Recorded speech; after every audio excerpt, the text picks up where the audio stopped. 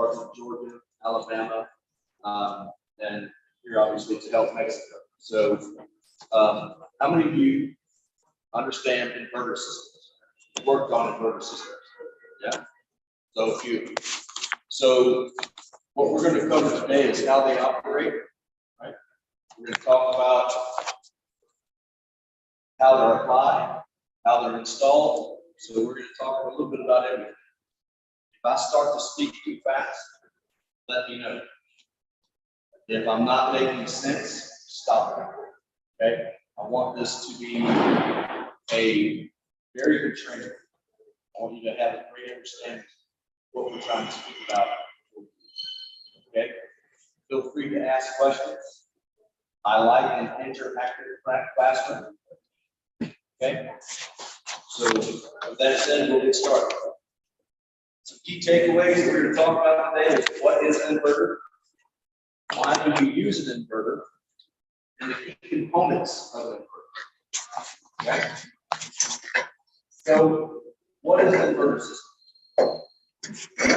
The compressor is powered by a simulated AC sine wave that has the ability to electronically vary compressor speed. We will talk a little bit more later about how that works and how we're able to communicate that to the compressor to change the speed of the compressor. What components make that happen? Okay? By varying compressor speed, we can also vary our refrigerant flow, which makes this unit very energy efficient. We can keep costs down and increase comfort by being able to do that. So we can also change our system capacity. Does that make sense? If we have a 4-ton system, but we only need to operate at 2 tons, then we can do that by changing the speed of the refrigerant flow of the compressor. We don't need to run 4 tons of cooling when we're only needing 2 tons at that moment, right? So that way we can make it very efficient. Okay? Why do we use inverters? Because we can very closely match capacity with the load by doing what we talked about, changing the compressor speed. We can match our system capacity with building loads as they are needed, just like we said, right? We can do precise temperature control within a half a degree. We can improve comfort and okay. So what does an inverter do? The inverter will take, you have 208, 230 volts AC here. Is that what you use? Again? 220. Same, right? So same. Either you can go to 208, 230, 20. We take the incoming AC single-phase voltage, and we will convert that to a three-phase DC stimulated sine wave. We'll talk more about how that happens later. Okay. So then we have what is called the OSBU. No, it's BSOU. BSOU is very discrete outdoor unit controller. So it is the brain of our operations, and that's what sends various outputs and lets different parts of the system know what to do, when to do it. It controls lower speed, compressor speed, outdoor fan speed. So that's how we're able to control it. It also determines system operation. We also have what's called a filter. So this right here is a filter board. What this does is it filters out low frequencies above or above 60 hertz. So we keep a clean power coming through the system. We don't see spikes. If it has higher than 60 hertz, it filters that out. By doing that, we keep clean power going to the drive board. So this is where it feeds in here on the drive board, so that when we bring power in, filter through our filter board, out our filter board and back into the drive board, and that keeps clean power going to the drive board. It does. That's where the harmonics come from. This frequency moves up and down. You have that in there. That creates the harmonics in the system, right? So it also came, we had ferrite rings. These are ferrite rings here. Right? So we have wires that wrap around those. What they do is it mitigates the noise induction into the system because trash always travels on the power. I don't know about Mexico's power, but Florida's power is terrible. It is horrible power. So we have to have ferrite. So they don't protect you. And we have a choke. So this is a choke. It looks like a transformer, but it's not a transformer. What it does is as we get small power spikes through the electricity, that absorbs the power spikes. Okay. So, anybody have any questions on that portion? No, se entiende lo que es una breve introducción en español de lo que estamos hablando. ¿Allá? ¿Ok el tema? Okay. I have a question. So, leader is high frequency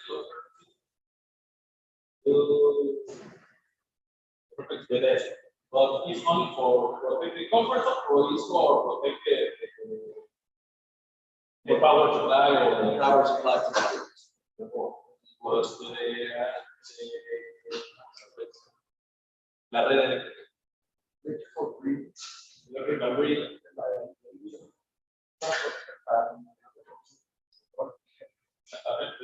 Okay, well, you need to go start now. You read go. Your equipment does not generate or make harmonics or noise.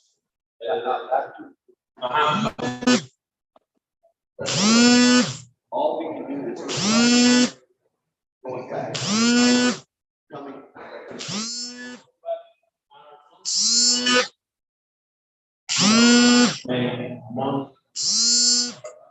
So what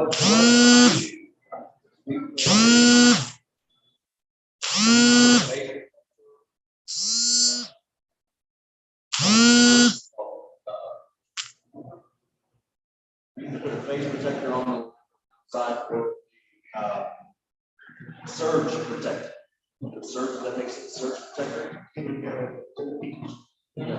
Yeah, so any inverter system, whether it be mini split or whether it be inverter driven units, full system split systems, we recommend putting in your phase protector or put in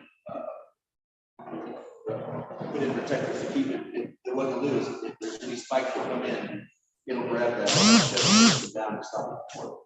Okay, so he's telling me that the inverter systems may only make harmonics.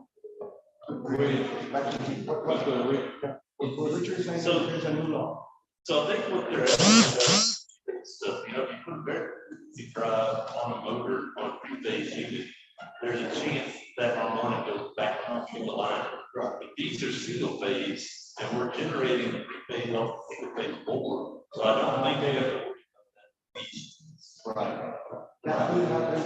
Right. It can have a with very frequency drive in it. So like all the coming out, VFDs and very frequency drives, those can backfeed. And the only way you can do that is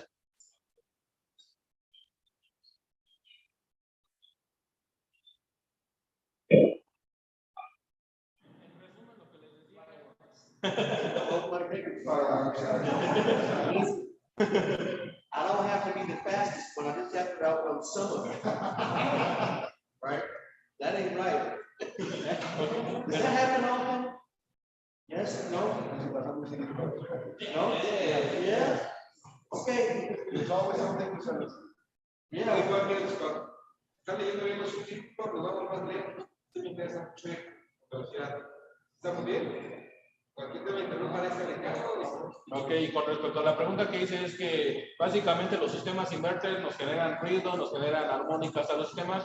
Actualmente ya hay una normativa que se llama el código de red donde a las empresas les están pidiendo reducir este ruido, ahora sí que aquí en México, ¿cuál es el valor mínimo de ruido? Que falla ahí si no tengo los datos, pero te los investigo. ¿Ok? Sí, te los investigo. Entonces, bueno, al final ya hay empresas que se están dedicando precisamente a ver cuánto ruido generan estos equipos, cuántas armónicas. Entonces, lo que le pregunté es si estos equipos nos generan ese ruido de esas armónicas hacia la red. La respuesta fue que los que generan ese ruido fue básicamente los sistemas trifásicos. Al ser monofásico, este sistema pues, no tenemos ese problema. Y la tarjeta de filtros está principalmente para proteger estos ruidos y estas armónicas hacia nuestra tarjeta inverter y hacia nuestra tarjeta principal. ¿Ok? Esa es la función de la tarjeta de filtros, que es la que genera el ruido. ¿Ok?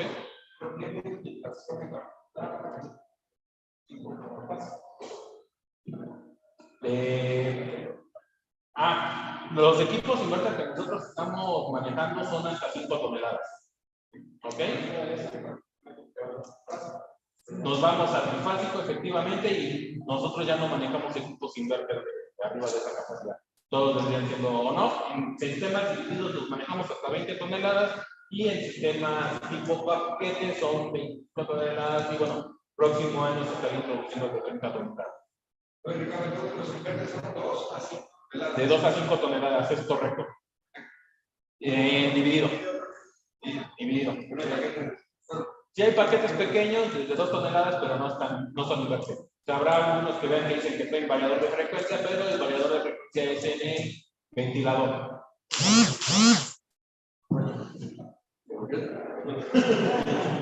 You guys get all that? Everybody? Good. So, transducers. Transducers and EXP.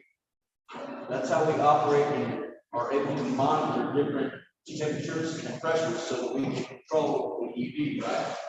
So, key takeaways is the pressure transducer purpose, pressure transducer function, electronic expansion valve overview, electronic expansion valve setup, electronic expansion valve sequence of operation. Okay? So, 3 common parts which work together is the suction pressure transducer. So here, the suction line thermistor, and the electronic expansion valve. Okay? So the suction pressure transducer.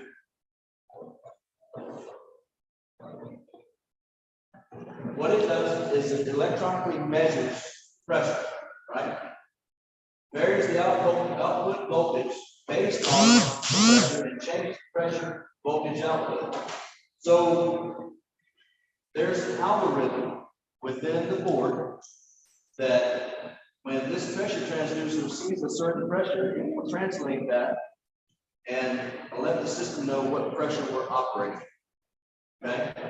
And by doing that, we can look at our superheat calculations, and we can also look at system suction pressure, outboard unit, and pressure monitoring at various pressures. So by looking at this, we know that we can maintain a constant superheat. Okay? If this pressure transducer is defective, then your superheat will be out of range. Right? You'll see certain pressures on your gauges, but it won't be reading the same pressure when you look at it on the Ethernet control. Okay? So suction and liquid pressure transducer, they have several functions. Monitors the pressure for EEV operation, superheat, low pressure switch, and low ambient operation. So not only do we use the suction transducer on the suction line to tell us what the suction pressure is, we also use it to let us know if we have low pressure problems, it can cut the compressor out, down, and we also use it to monitor our super. So it has several functions. On the liquid line pressure, we can monitor subcooling. We can also use it as a high pressure switch in case pressure is too high, we can shut the compressor off. Both of these transducers are the same model number. So both of them are used in various operations. So they're used in the liquid or the liquid line side, and they're used in suction side. Okay, so we can tell where each pressure transducer is located by the algorithm that is set. So they read what pressures they're reading. We know where they're at. You can use them, they're interchangeable. You can take the one from the high side and put it on the low side and it'll work. Vice versa. So it doesn't matter which one you use, it's all the same part. So we have two protection for high pressure, two protection for low pressure, or You have one for high pressure, one for low pressure. we have protection for the transducer. So we have a big high pressure switch or low pressure. Oh, That acts as your high pressure switch. And it acts as your low pressure. So if that one pressure transducer monitors both, right? So the EXP position, superheat or subcool, high pressure or low pressure. So the one on the suction side takes care of superheat, low pressure, and EEB operation. And on the high side, takes care of high pressure issues, right? And also subcool. only we have the transducer. That's just the transducer. So there's not a separate high pressure switch or a separate low pressure. Okay? Sí, claro. Bueno, aquí prácticamente estamos hablando que los transductores, que estos lo que nos van a hacer es, de la tarjeta se le manda un pequeño voltaje a los transductores y en base a lo que regrese ya convierten en un dato de operación del equipo. Este transductor me puede servir tanto para medir lo que es la baja presión, la alta presión, el subenfriamiento, el sobrecalentamiento y de la misma manera me sirve para poder regular lo que es la apertura de la válvula de expansión ya con estos datos, ¿no? No tenemos una protección adicional, sino el mismo transductor me sirve para las protecciones y es el mismo transductor tanto para la línea de líquido como tanto para la parte de...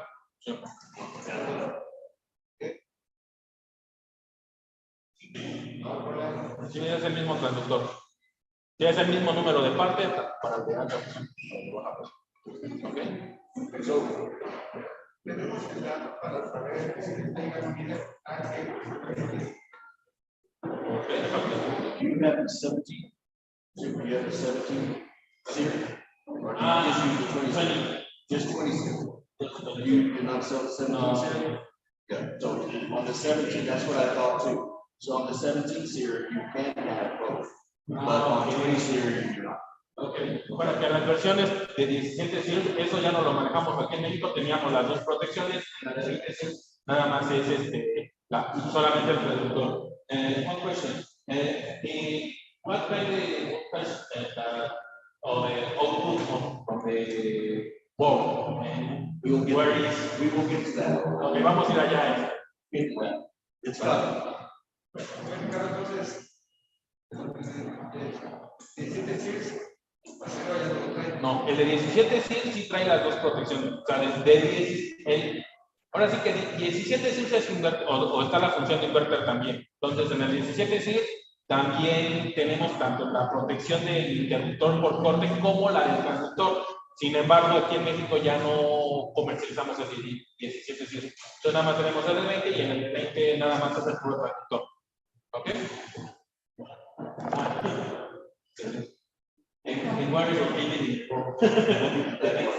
So, operation.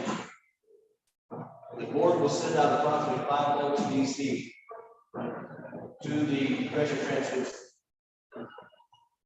Varying voltage will return anywhere from 0.5 to 4.5 volts DC. So you're going to send it out on the red and black. You're going to bring it back on green and black. So if you have your meter of volts DC, you will test red and black. You should have 5 volts DC, close to 4.95 volt DC is fine. When you check green and black, it should vary based on where we are in the pressure. So it can be anywhere from 0.5 to 4.5 volts. Okay? Good. ¿El démoslo? Sí, de 4.5 puede ser. Sí, la tarjeta manda 5 volts y lo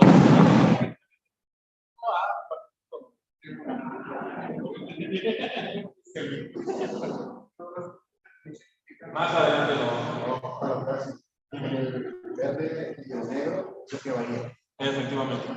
Which one's the green, black, got the variation? Which one's the continuous by volts? Rojo y negro. Verde y negro. Verde y negro. Return. O sea, la tarjeta manda 5 y el verde y el negro Regresa. nos regresan ya con. El negro es el común. Quiero revisarlo. El negro que varía y el verde y el rojo es el que Hasta aquí. Okay. So, the transducer input is used for EHV security calculation. And provide low suction pressure lockout sensor connects to the BSODC via the glove SLT, which I will show you on another slide. The glove has 3 wires: rojo, verde, black, negro. Okay? Control powers the transducer with 5 volt DC, which can be measured between black and red wires. The transducer will return a voltage between 0.5 and 4.5 volts DC on the green wire. The voltage into the and out of the transducer can be used to calculate and measure suction pressure. Formula used by the control to convert that suction pressure transducer signal is what they show here. I don't get into this formula because I don't need to know that. I just need to know what the voltage is, right? And voltage isn't where it needs to be. That transducer is bad or the load is bad, right? Same thing for the high side, right? So it shows how to do the formula. We're not going to get it. On the liquid pressure side, the input of the BSODC for liquid subfluid calculations, the sensor connection to the control board via an LVP plug, right? Liquid pressure transducer. Plug has 3 wires. Rojo. How do you say button? And negro. Control powers of transducer is the same, 5 volts DC between black and the red wires. Transducer also returns that voltage 0.5 on the violet and black wire. The voltage into and out of the transducer can be calculated with pressure. Same. Shows the formula, which we're not going to get into. We'll get past it. Okay? The pressure transducer diagram. So when we get into the pressure transducer, you can see here. Pressure transducer must be connected in power to take voltage. So you have to be connected in power. So again, 5 volts DC on the transducer, black is ground, red is ground.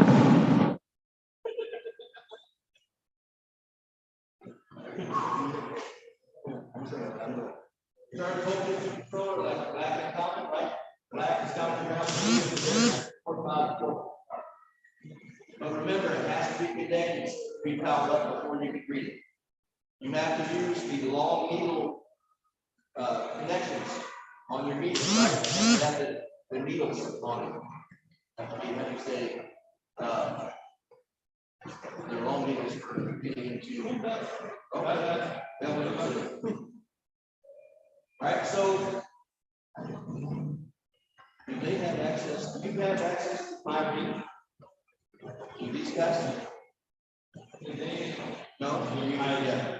So you can get them, there's a chart that tells you based on what your reading is, right? Is what pressure you should be reading. Right? So there's a chart in that book that I gave you. Right? There's a chart that tells you that information. So you can help them figure it out. It just shows here roughly 5 volts DC between black and red, and then 0.5 to 4.5 between black and green. Okay. And the placement replace frames, there's a couple of things I want you to know about it. Obviously, safety is first because you're dealing with a high pressure coming out of the system. There is a Schrader valve between the line and the pressure transfer, so it won't leak the trigger, but it will leak some. We all know. Lo que está comentando es que el conductor y la válvula, hay una válvula de Schrader, entonces podemos quitar y pues evitamos lo que es la fuga de gas refrigerante para decir que por seguridad, ¿no?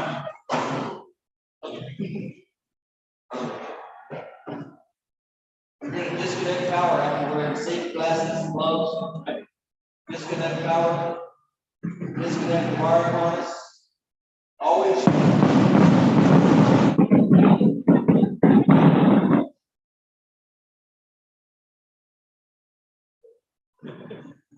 I'm going to shoot back.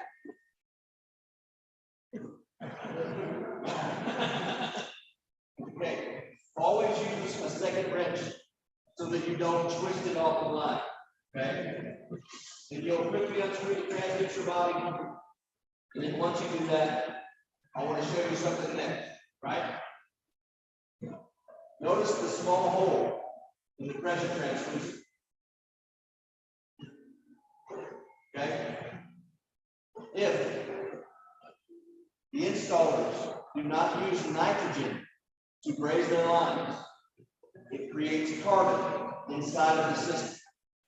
That carbon can transfer to that hole and clog it up. If it clogs it up, that could be the reason your transducer failed. So before you replace it, check it and make sure that's not blocked with carbon. Okay? So it has the valve for it also. That's what the present trigger valve. And so once you change it, you're going to lightly oil the fittings. Okay? Lightly oil the fittings so that there's no friction putting it back on. The new transducer on the access port, transducer compresses the port valve core, it's really tight, using again 2 wrenches.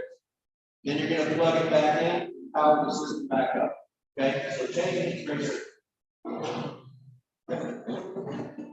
Básicamente, tenemos, número uno, cuando cambiemos o hagamos una reemplazo del transductor, usar 2 llaves para empezar, ¿no? Para evitar que podamos dañar cualquier. Bueno, otro punto muy importante que se mencionó fue que que cuando lo reemplacemos, verifiquemos de hollín, carbón o restos de humedad en el orificio que se ve en el transductor. ¿Por qué? Porque muchas veces durante la instalación no se solda con nitrógeno y se genera este carbón, ¿no? Estos residuos que durante la operación se pueden ir hacia esa parte, tapando y generando problemas. Entonces, por eso es muy importante lo que es la instalación y obviamente fijarnos al reemplazarlo para evitar que reemplacemos y vuelva a fallar porque se vuelva a destruir el transductor, ¿no? Una vez que esté dañado, no la instalación lo perjudicó. Perdón. ¿Se puede enviar monitor? ¿El transductor? ¿O el sistema? Sí,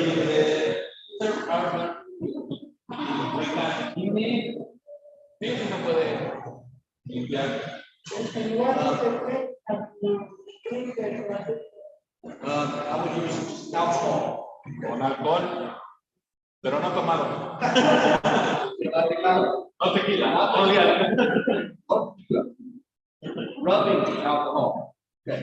Isopropyl alcohol. Okay. Electronic expansion valve. So there's a refrigerator metering device. It's electronically driven and it has a small stepper motor that operates the valve. A few things to know about this valve. So you have a motor rotor, okay, which is this right here. You have a needle valve right here. You have a check valve, which is in here. And you have this rotates this.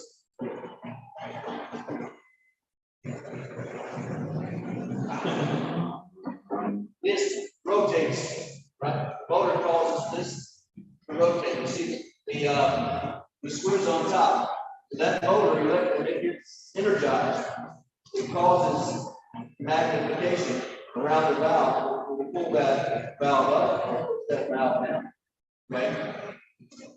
So it's used as it's a stepper motor.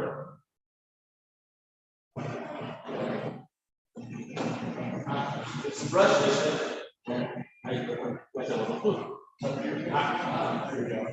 So it's a stepper motor, it's brushless 12-volt DC motor. It's driven by the control board output, and it is a 500 step motor. One thing that you will notice is it talks about 1,600 steps per vision. We don't use 1,600 steps. That 1,600 steps is there because they were looking to the future, possibly using a 600 step motor, but they decided not to do that. So on the boards, you will see a selection dip switch that will select between 500 and 600. If that motor, if that EV is not operating properly, verify that it's in the 500 step position. Okay? Never put it 1,600 step. I think with later models maybe coming, that one you won't have dip switches anyway. Okay? One other thing is this motor sits on top of the valve, right? It sits on top of this piece right here. If it's not snapped in tight, it won't work properly. If Mexico is anything like Florida, everything rusts, right? Everything rusts. So if it's rusty, and you take the stepper motor off, the only thing you can use, clean it with, is alcohol and a cloth. Non-abrasive. Non-abrasive. The manufacturer of the valve states that if you use an abrasive cloth, it will damage the valve and it will not work properly with it on.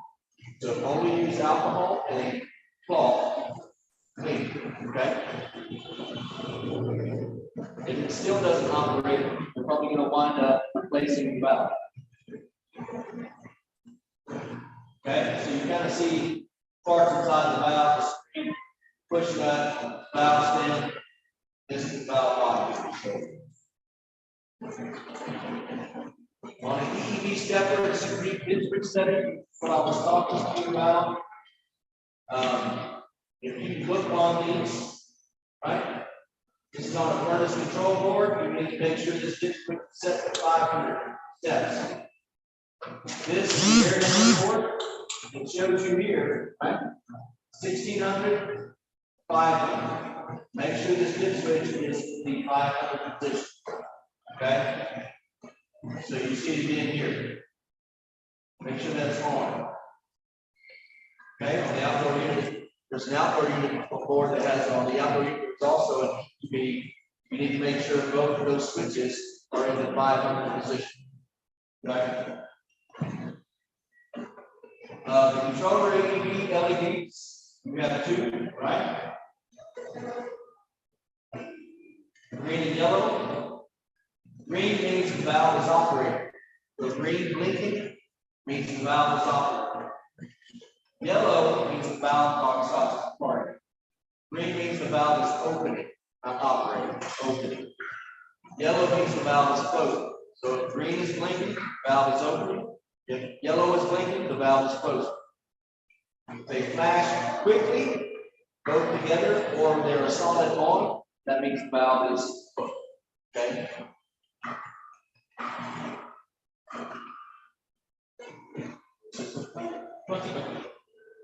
Bueno, básicamente, en resumen, dos cosas. Las válvulas de expansión electrónica que manejamos son de 500 pasos. La tarjeta puede permitir una configuración tanto para 1600 pasos como 500. Sin embargo, la de es para un desarrollo futuro. De momento no lo tenemos y básicamente tenemos que verificar que siempre la construcción esté en 500 pasos, ¿no? Otro tema muy, ahora es que se mencionó es que ahora sí que la bobina de la válvula siempre tiene que estar completamente metida, ¿no? O sea, debe demostrar completamente. Porque si no puede mal funcionar, si se presenta óxido o suciedad, bueno, esto nos puede generar problemas y de igual manera el proceso de limpieza vendría con un trapito y alcohol, ¿no? Si aún después de eso sigue presentándose los problemas, lo más probable es que se tenga que reemplazar ahora sí que esa válvula. Y por último, bueno, la tarjeta de la unidad interior es la que donde va a ir conectada lo que es la válvula de expansión y va a tener dos, ¿no? El verde que va a significar que cuando aparece que la válvula se está abriendo y el amarillo que haría que la válvula se está cerrando, ¿no? Es como podemos darnos cuenta de qué es lo que está haciendo el equipo, ¿ok? ¿Alguna duda hasta el momento? ¿Senado? Estamos en el motor de la parte de arriba de la válvula. The position of the valve is normally open or closed. What's next? The next. Adelante, Osmo. So in startup mode, when the valve first starts up, or the system first starts up, the valve will drive to a predetermined set position. I think that's somewhere around 40%, that's what, 40-45%. Right, so it opens up. What it's going to do is it's start all the pressure transmitters, the thermistors, they're all going to start sensing everything, and then after about 106 seconds, start becoming superheated throughout the valve where it needs to get the proper superheat. Right, on shutdown mode, the valve fully closes after about 5 minutes. It will keep torching. Okay, and when this valve is fully open, we only open up with 480 steps, and it's 96%, right? It's a 500-step valve, so it only fully opens for 480 steps, right? So 96%.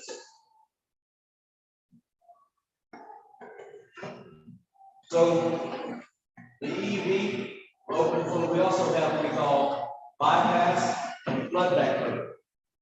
So what bypass and floodback mode are is if you are in cooling operation, we're going to use the indoor EEV to control superheat.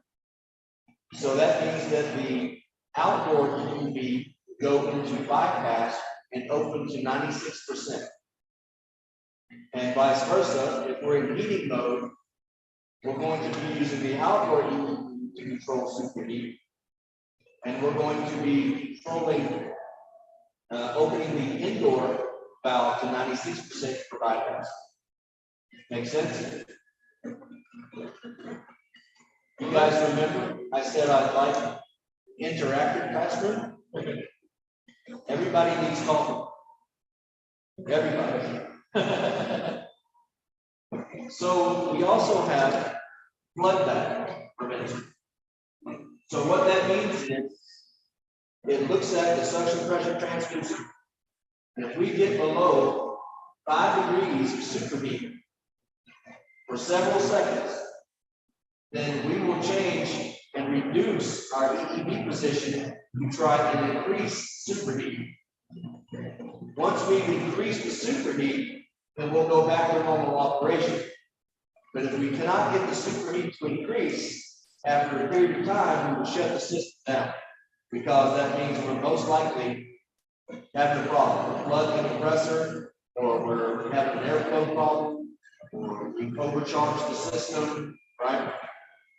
So just some protection features that are built in. Okay.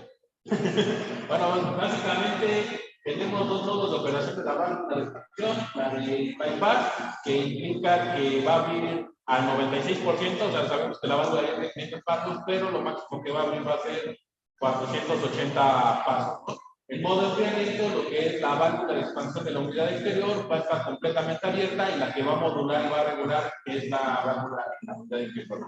Y el modo calefacción es lo inverso, ¿no? La que va a modular es la de la condensadora, Sin embargo, la que va a estar en modo bypass o abierta al 96% viene siendo la válvula de la unidad interior. ¿Ok? Y en el tema de para prevenir que le llegue líquido al equipo, bueno, básicamente el equipo va a entrar con, cuando arranca el equipo, arranca el 40% la válvula, más o menos, y después de cierto tiempo, como 5 minutos, una vez que ya está en operación, empieza a medir, a censar lo que es la presión, la temperatura, y con eso va a empezar a regular para tratar el sobrecalentamiento menor a 5 grados Fahrenheit, ¿no? Para evitar mayor, ¿no? Mayor a 5 grados Fahrenheit, para evitar que de esta manera le pueda llegar líquido al equipo. Si este sobrecalentamiento se reduce, entonces la válvula tiende a cerrar para de esta manera incrementar el sobrecalentamiento y viceversa, ¿no? Si abre, prácticamente cierra para tratarlo de ¿okay? So we need to troubleshoot the EV. The LED indicating valve open and closing. You confirm that the LEDs are operating, telling us that the valve is opening or closing. We can connect the refrigeration gauges. If the Equinet says we have a certain suction pressure or a certain discharge pressure, we can look and verify based on our gauges the same pressure. Right? We can also tell by connecting temperature probes to the lines what our actual superheat and subcooling is, so that we can verify. If we cycle 24 volts to the controller, the drive will the valve will go closed. It should stay closed for 5 minutes. After 5 minutes, the EEV should open back up. Okay? So some things that can cause this is no or inadequate heating and cooling, valve not opening or not opening fully, or not opening at all, so you have a pump down, right? So on the indoor, that's going to cause this, or actually you'll have the outside stay closed. Also, make sure that's a big thing. That's a lot of bumps. So verify that that's it. Okay. Any questions?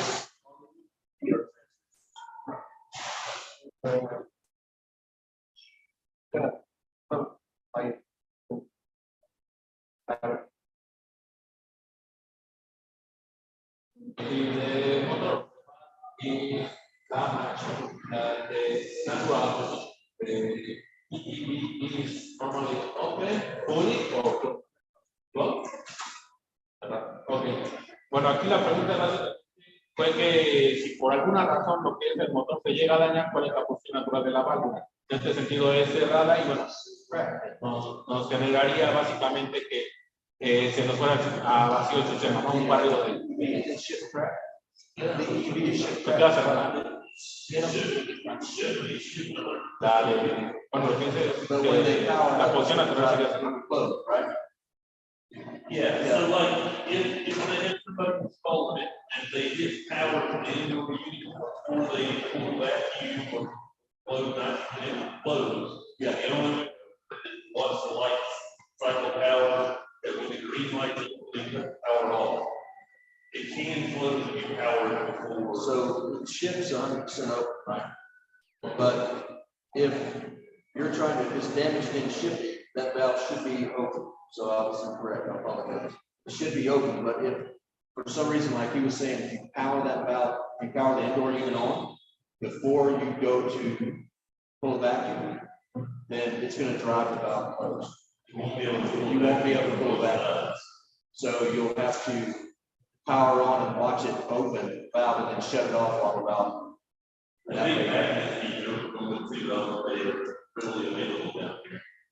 Do they have magnets you guys can use to open EVs? Circular magnets that you slide over and it spins it up?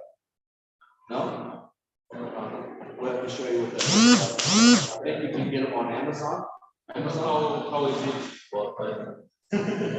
It works in a pinch. If you have an EV that's the motor is bad, and you have no way to get cooling or heating, then you can use that magnet, crack open the valve and measure your superheat and leave it in that position so that it will operate even cooling times of day. Temporarily. Yeah, temporary. It's not what until the valve until your motor comes in. Okay, you want to explain that?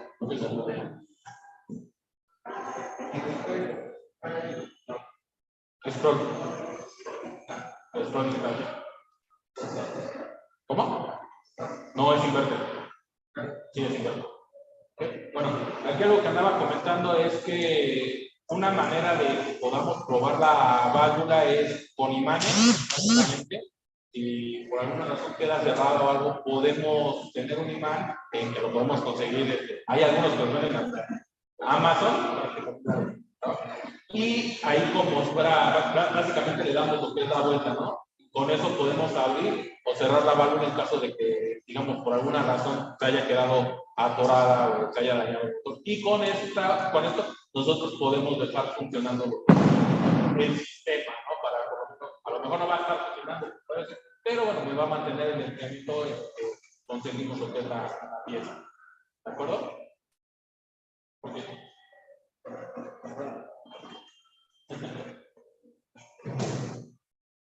Okay, so you guys have furnaces down here too. Okay, so let's go. We don't use furnaces. They use grease. We don't use it. So I'll teach you about okay. One thing.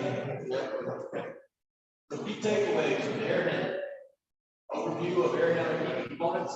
Detailed overview of the unit controller. An RH2T versus an RHMV. Span speed selection and installation.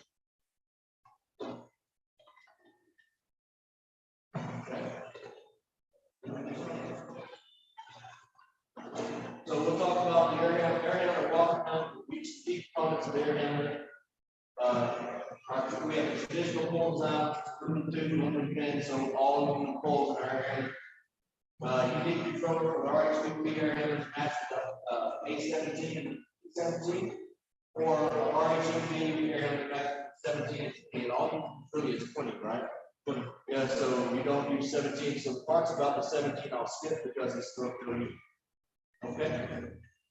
All right. So on the RHMV air handler, the 20 series air handler, Ethernet communication LEDs are right here. If the unit is communicating, those will be blinking. Okay. We also have dip switches within the board, but if you use the EcoNet controller, you don't have to use the dip switch. All right. Only if you use what we call the legacy or regular thermostat do you have to use the dip switch. If you use the EcoNet, it will set the airflow up for you based on the equipment that you have. Okay? On the status LED, which is right here, status LED give you 1 flash per second. That's normal. It's what we call the heartbeat, right? The heartbeat. But if it gives you several blink codes and stops, that's the diagnostic code. And we have literature with the equipment that will explain what those blink codes are and how to trouble. Okay. We also have return air and leaving air temperature sensors that are kind of behind this problem and see. If I stop talking long enough.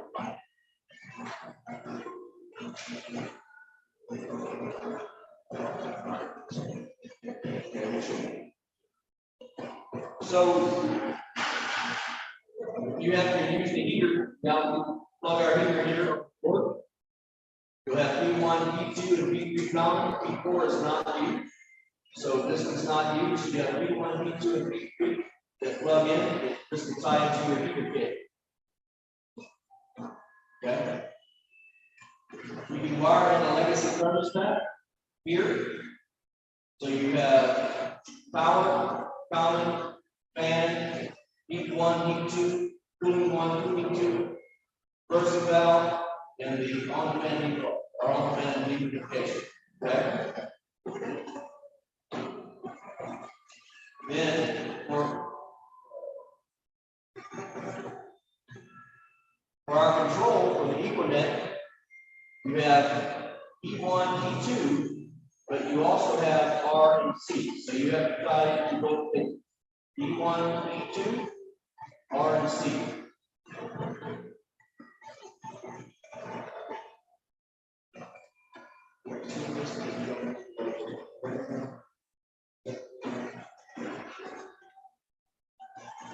Bueno, estamos entrando a la parte de la RH2D porque básicamente aquí en México lo que manejamos es la RP20. La RH2D es para los RP10. Entonces estamos brincando esa sección para irnos directo a la RHMD, que es la que hace más de equipo. De igual manera, cuando está lo que es el Iconet, no habría que configurar lo que son los 10 switches, ¿no? Están principalmente cuando usamos un termostato tradicional. Y bueno, básicamente lo resumen es que la tarjeta en la parte inferior va a incluir que debe parpadear alrededor de una y parpadea de diferente manera ya indicaría un código de error. Entonces, cuando veamos estos equipos conectados con termostatos tradicionales, bueno, aquí hay que considerar básicamente ver si no te presenta tanto diagnóstico la unidad interior como la unidad exterior. Otro tema que se menciona básicamente fue que podemos conectar, o sea que la tarjeta viene con las terminales de un termostato tradicional, RC, G, W1, O, B y la otra vez Y, ok, y de significación, pero digamos podemos conectar el Iconet. El Iconet va en las terminales E1, E2, pero de las señales del termostato que es R y C, tenemos que tomarlas también, ¿no? O sea, son la alimentación es la comparte tanto el termostato tradicional como el Iconet, y lo único que cambiaría ya sería Sí se puede conectar un termostato tradicional, sin embargo, quien controla la operación, la función de inverter, viene siendo el control Iconet. Entonces perderías esa función efectivamente. Como respaldo está bien, o como otra función, pero si lo que quieres es el inverter, es el Iconet, porque de lo contrario se convierte en un equipo de doble etapa, básicamente.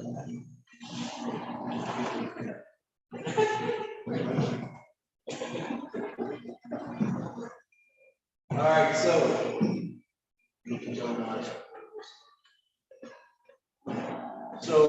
I skipped over the slides because you don't use 17 SEER equipment here, you only use 20 SEER equipment. So it's more fitting to talk to you about what you actually use, right? So on the RHMD air handler, on this controller, this is where your motor is going to put the ECM motor connection. So it plugs into this plug on the bottom. It also has an ECM blower CFM LED, which is right beside it. This LED blink one time for every CFM, 100 CFM that it's calling for. Don't confuse that with that's how many CFM you have, because there's so many variables that make that wrong and incorrect. Airflow, right? Biggest one. Your airflow is not correct, you're more than likely you're not delivering CFM that says it's required. The only way that you can test that is through manometer, or to get in the ballpark, which is not the most accurate, the heat rise method or temperature rise method. You guys know the temperature rise method? Ever heard of that?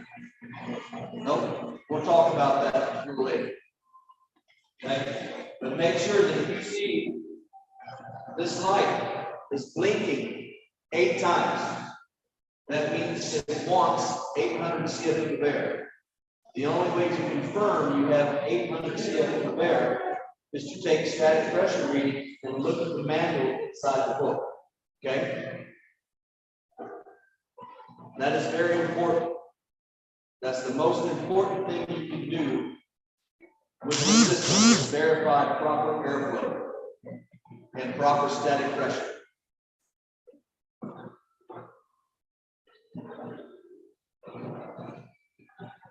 So these air handlers, they install just like any of our other air handlers do.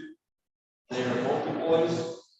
You can install a horizontal left, horizontal right, upflow or downflow, but with horizontal right, the downflow you have to have a kit to make that work. With the horizontal right, I think that comes in the, you have to swap things around, but I think that's in the pack. All right, so make sure you follow all the installation practices that are within the manual of the air handler version, downflow or horizontal right. There are videos on our website that can show you how to do that. Yeah. My counterpart David said that all those are on YouTube as well, so you can look them up on YouTube. Once you've got the low voltage wiring done, your airflow set up, you want to make sure that your airflow is correct before you proceed with anything else. Okay? Simple for the air handlers. Anything else you guys want to know about that? Have any questions?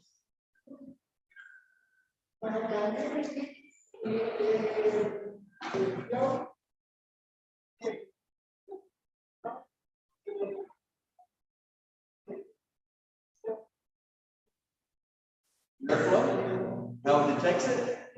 It knows based on the demand, right? Based on what you're calling from, based on the load, based on the demand in the house, what airflow it needs to achieve that objective. So that's where the blink comes in. That's what's telling you, I need this much air.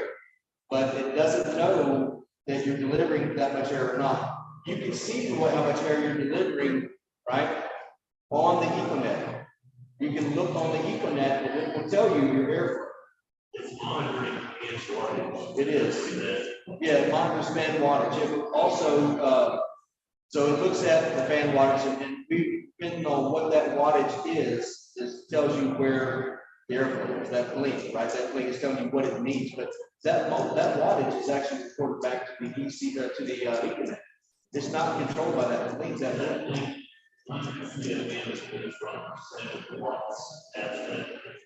Okay. So the Ethernet, you see the actual flow, It will show you what the airflow is. actual flow. No. Theoretical That's why I say a manometer is your best way to know, right? You're depending on too many variables when you look at that. It doesn't mean that's what the actual airflow is. It's requested airflow. So that's a big country word for text. Requested. So yeah. Makes sense? Yeah, so it's requested airflow, it's not actual airflow. So in order to know actual airflow, you must use a manometer and take static pressure readings, look at the fan chart. Bueno, básicamente aquí lo que se está hablando es que el equipo, la tarjeta, detecta ahora sí que el flujo de pero es solicitado, ¿no? Básicamente. De igual manera, podemos ver esta información tanto ya sea en la tarjeta de la manejadora, por cada vez que parpadee, son alrededor de 100 ppm, de manera tal que parpadea 8, pues serían 800 ppm, ¿no? Pero también lo podemos ver en el Econet. Sin embargo, ese flujo de aire no es el real, ¿no? Para poder determinar cuál es el real, pues realmente tendríamos que hacer la medición con los manómetros, irnos a las cartas de presión ahora sí que de trabajo del ventilador, y con eso podríamos determinarlo. De otra manera, bueno, sería el teórico o el solicitado. ¿Okay? Okay. I have another question. I see the specific sheet on the airline unit and specification. And And we need, for example, RP2036 recommends air handle unit RH60. So the capacity is greater or more than in the indoor unit. That's why. And why is this? And because no recommends another one that is 10 36. Yes. So when they recommend the 60, right, it's going to only achieve the airflow that it reaches around when it's reading outside. It's going to read that part, around that part. So it will control that. They use that to be able to, and I don't know why. They do it to be able to overcome certain situations, right? Installation situations. But I've never gotten a good answer back as to why they would recommend a 5-ton air or a 3-ton unit. Have you ever gotten a good answer to that? No, that's what I said. They're trying to. So, yeah, so they've never given me that. Okay. Bueno, aquí básicamente la pregunta fue de que si nosotros agarramos lo que es el manual de especificaciones, podemos observar que las condensadoras de 3 toneladas, 4 toneladas, nos van a recomendar una manejadora de 5 toneladas. ¿Ok? Entonces, para que lo tomemos en cuenta, ¿por qué se hace eso? Básicamente es para alcanzar las eficiencias que nos recomiendan.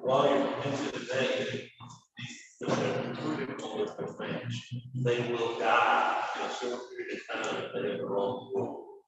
Yeah. So when you're selling the equipment, it needs to be what he's talking about. You need to make sure it's a matched system, right? You circumvent what their recommendations are, what they tell you you need. Let's say if you put a 3-ton air handler with that 3-ton outboard unit RP20, then it's not going to take long for that compressor to fail. Sometimes hours. Yes, sometimes hours, because it's not going to turn right on the wall. It's not. It's going to organize the compressor. It's not going to be efficient at all. So you need to make sure that every system you're selling is a matched system. We have a rating scale called AHRI, and you can look on there. You can put any outdoor unit in there, and it'll tell you all the systems, all the air handlers, or furnaces and coils. Coils or air handlers that are rated that system that you can use it as actually. If you use something that is less than what they're telling you or more, it won't operate the way it should. La recomendación es básicamente siempre tomar referencia a la que hagan o que coincida la responsabilidad exterior con la responsabilidad interior, pues, para evitar que a futuro podamos tener algún problema con horas de líquido, reducción de tiempo de vida del compresor, temas por el estilo, ¿no? Y aquí nada más como experiencia personal, tuve un caso en Nuevo Laredo donde realmente no hacía match, y en invierno, bueno, en verano el equipo trabajaba dentro de lo que cabe bien, sin embargo, en invierno la calefacción siempre me protegía por alta presión, ¿no? Entonces, también para que tomemos cuenta de eso, nosotros sabemos que no debemos meter y sacar refrigerante a los equipos, sino deberían de trabajar siempre con condiciones estables, y bueno, también puede generar problemas de básicamente es una aplicación de ARI, donde podemos ahora sí que ingresar el modelo nos daría la recomendación, ¿no? Buscadores de residenciales en ARI. ¿Ok? ¿Tiene traductores? ¿Cuál? ¿Traductor de presión? Sí, todo lo que mencionamos hace rato. Pero para el área. No. ¿Cómo calcula la velocidad? Básicamente es por, ahora sí que no tiene, ahora sí que, por eso es la solicitada, no es la medida. ¿Cómo detecta está dando la presión? Porque no, solamente lo único que es controlar la velocidad del generador. Sí, básicamente en base ahora sí que a la velocidad de giro de la flecha o a la velocidad, al programa que trae el motor. Son motores electroconmutados, entonces la misma tarjeta le va diciendo ahora sí qué velocidad debe tener o qué salida es la que está conectada para darte cierto CFD y adaptarse a la programación. Ajá, con el amperaje, efectivamente.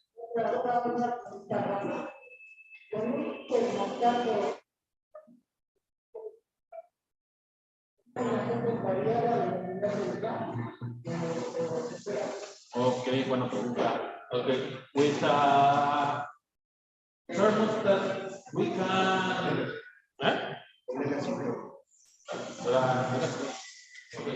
Legacy thermostat, we can select the families in the air conditioner. Or is only one? No, we don't recommend that you use the legacy stat on those. They don't need very many, but it's okay, they broke it. Well, it's because of Wi-Fi. Right? It's because of Wi-Fi, not everybody has Wi-Fi, or it's the Wi-Fi signal or whatever, right? You don't have to use Wi-Fi on them. If they don't want the Wi-Fi, you don't have to turn that feature on. But if you use a legacy thermostat, you lose so many features this unit. It turns it into a single stage unit, right, on the 20 series. So you can't, you've sold them a very expensive single stage unit. So not even two, single stage, one stage.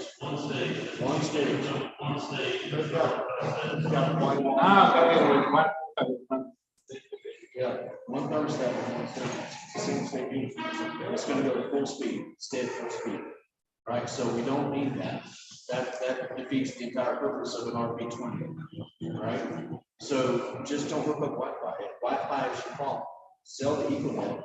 It's cheaper or as cheap as a legacy thermostat, but you have all the features. It still does dehumidification. It still does, well, it still maintains humidification. It still controls the system and actually drive it down where it operates at a lower rating or a lower capacity, so that you can actually you'll actually have the energy savings that you sold them. Right? So that's what you sold, energy savings. So Ethernet is man. The only time that you ever use legacy thermostat on an RP20 or an RA20 is in an emergency situation, just to get them air conditioning, which you need to get another thermostat. Right. Bueno, pues básicamente algo de lo que ya les había comentado, de que absolutamente no es para nada recomendable conectar un termostato tradicional, ¿no?, al sistema, porque perdemos todas las capacidades o características, ¿no? Deshumidificación, la parte del inverter, eficiencia, y básicamente esa sección está como en caso de emergencia. Entonces, básicamente no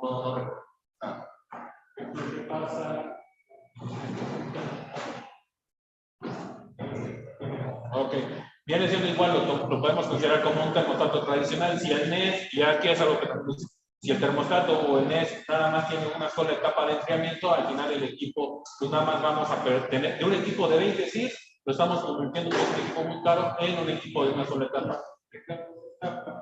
Lo estás haciendo 2 etapas. Efectivamente, no. La lógica con el termostato tradicional es que el equipo inicia a velocidad baja, a lo mejor sí eliminamos el pico de corriente con el arranque, pero posteriormente se va a ir al 50% con la primera etapa. ¿Ok? Y ahí se va a mantener, no va a modular hasta que entra la segunda, y de 50 se brinca hasta el 100. Si tenemos una sola etapa, pues donde conectemos esa etapa es donde se va a quedar, ¿no? A mí me ha tocado ver que contratistas que realmente conectaron una sola etapa al 50%, entonces de entrada el equipo nunca entraba al 100 para empezar. Y además, al no modular, pues también no tienes ese ahorro energético que te dan los 20. ¿Ok? Entonces, pues absolutamente no es recomendable que lo tengamos, y sí perdemos esas características. Entonces, de lo que dijiste ahorita, el tonelaje, 3 a qué, ok. 3, 4, 5. O sea, la que sí viene con la suya es la de 2. De hecho, ahí están las tablitas en el manual. Igual se las comparto sin ningún inconveniente, ¿no? ¿Cuál es la manejadora? Y es para principalmente alcanzar también los 20 SIRs y podernos librar de algún problema futuro. ¿Ok? Ok. Vamos a hacer un pequeño receso para un coffee break. Entonces, déjenme nada más. We're gonna take a little break para un coffee break. Sí.